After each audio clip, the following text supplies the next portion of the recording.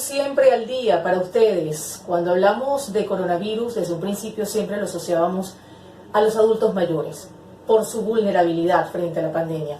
Y hoy justamente vamos a conversar con una médico, internista, generalista, que además su amplia trayectoria, gran parte de su experiencia médica, ha sido dedicada a los adultos mayores. La doctora Jenny Martínez con nosotros. Doctora, gracias. Importante hablar de este tema. ¿Esa vulnerabilidad de los adultos mayores se mantiene hoy día con el paso del tiempo? ¿Siguen siendo los más vulnerables? Totalmente, porque esta es una enfermedad que nos ha impresionado y nos ha impactado a toda la sociedad. Y en el caso del grupo de personas mayores de 65 años, cuya vulnerabilidad ya de por sí, por disminución en su capacidad de responder a una cantidad de gérmenes o lesiones que puedan recibir, su vulnerabilidad persiste y aún más están dentro del grupo de más alto riesgo. En las estadísticas que se van revisando semana con semana, hemos visto que del grupo de personas que son susceptibles de enfermarse, el grupo de los adultos mayores corresponde al 80%, es decir, que es un grupo altamente vulnerable y altamente susceptible de sufrir esta enfermedad. Y dentro de los estudios estadísticos que se han hecho también hasta ahora, se ha determinado que de las personas que están expuestas, que se enferman gravemente, el grupo de los adultos mayores es donde se enfoca el mayor número de mortalidad. La mortalidad es muchísimo más alta. Hay que protegerlos más.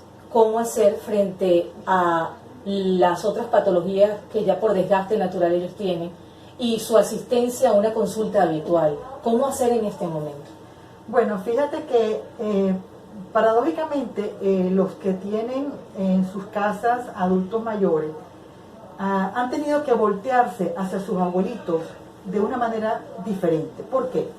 Porque el adulto mayor ya de por sí tiene un proceso que se llama sarcopenia, que es propia del proceso de envejecimiento. ¿Qué significa eso? Que endógenamente se producen unos cambios a nivel neurológico y externamente el paciente empieza a realizar menos actividad física, a ingerir menos nutrientes. Esto ocurre normalmente, o sea, estamos hablando pre-COVID, vamos a decirlo así. Ahora, con el COVID, ¿qué sucede?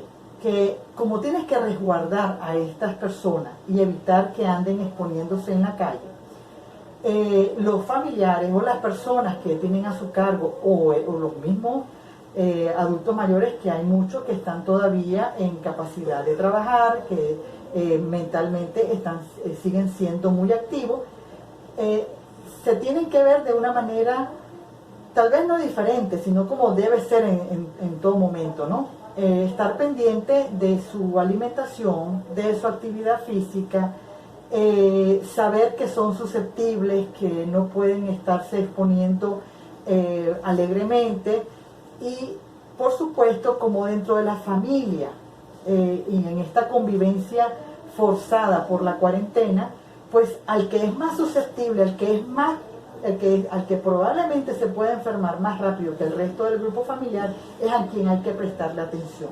Entonces ahora tenemos como una especie de estar como más pendiente de esos ancianos, de esos adultos mayores. No me gusta decir el término de ancianos porque cuando se acuñó el término de adulto mayor era para darle un poquito de, no de tratarlo mejor, sino de entender de que es una etapa de la vida. La juventud prolongada. Hay gente que le dice la juventud prolongada. A mí me encantó, en Argentina les dicen la gente grande. Qué lindo. Y me encanta porque la gente grande tiene una gran vivencia. La connotación base de la sabiduría, claro. Y por supuesto, yo me imagino, o sea, yo estoy aquí elucubrando, que habrá muchos nietos que estarán descubriendo en los abuelos un elemento interesante, ¿no? Es el momento de hacerlo. Y bueno, se deben estar perfilando cosas diferentes en el grupo familiar, de los que afortunadamente tengan un adulto mayor en su casa. ¿Okay? Me quedo con una de las recomendaciones que da en relación a la ingesta de nutrientes. Sí. en este momento también de dificultad para adquirir algunos productos por varios Sí. factores. ¿Cómo hacer? ¿Qué tipo de recomendación da en relación a la nutrición del, Sí. del Fíjate, adulto mayor?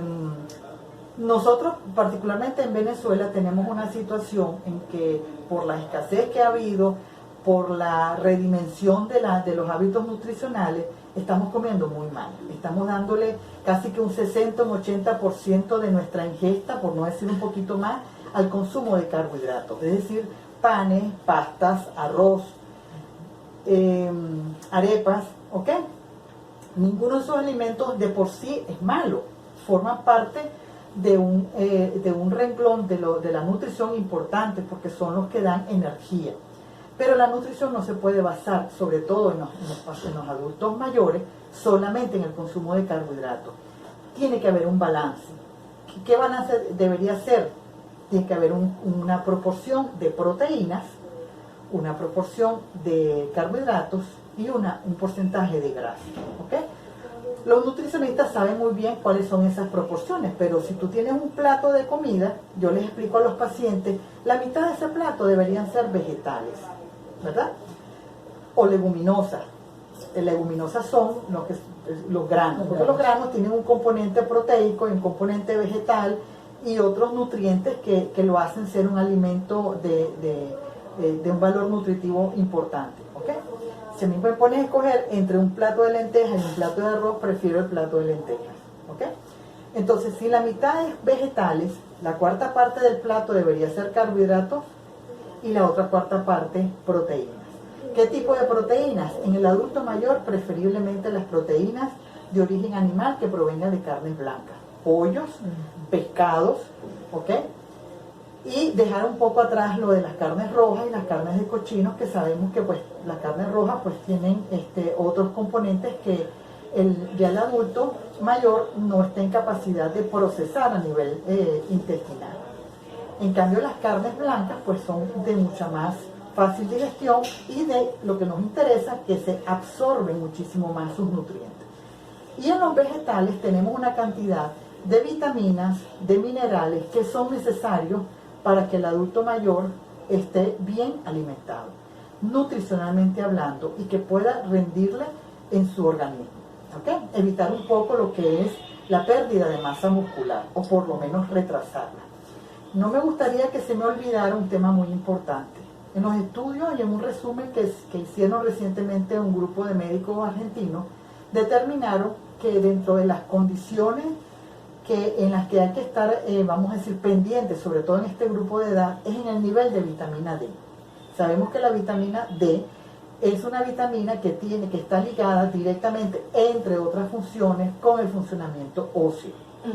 En los países tropicales, nosotros tenemos una fuente de vitamina D como es la del sol, que interacciona con unos organismos a nivel de la piel y transforma en vitamina D. ¿Y cómo hacemos ahora?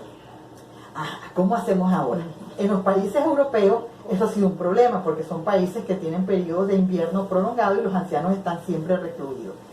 ¿Qué hacemos ahora? Yo le hago énfasis a todos los pacientes que vienen, a los familiares, a los amigos, a los conocidos, que a sus viejitos, si tienen una casa, que lo sacan aunque sea 5 minutos, a la hora entre 8 y 9 de la mañana, que es un sol que está presente, pero que es mejor tolerado, ¿okay? Que por lo menos se exponga un poquito.